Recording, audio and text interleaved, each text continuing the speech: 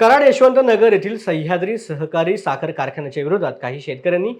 शेतकरी संघटनेच्या माध्यमातून जिल्हाधिकारी कार्यालयासमोर उपोषण सुरू केले। दरम्यान या आंदोलनाला कराड उत्तरचे भाजप युवा नेते मनोज घोरपडे यांनी पाठिंबा दिलाय। सह्याद्री सहकारी साखर कारखान्याच्या सभासद आणि शेतकरी संघटनेच्या मागण्या आम्ही सहकार मंत्र्यांची भेट घेऊन सांगणार आणि कारवाई करण्याची मागणी करणार अशी प्रतिक्रिया देखील त्यांनी यावेळेला दिली आहे। या ठिकाणी वसीम मकबूल इनामदार आज तिसरा दिवस आहे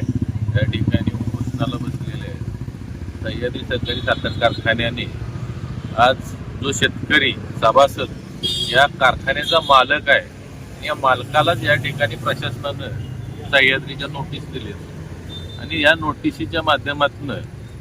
ऊसाची अन्यत्र विल्हेवाट लावली तर त्या ठिकाणी तुमची साखर बंद करू, जे काय बँक हमीसाठी जे काय हमीपत्र दिलं जातं ते देणार नाही, ते कॅन्सल करू, अशा पद्धतीनं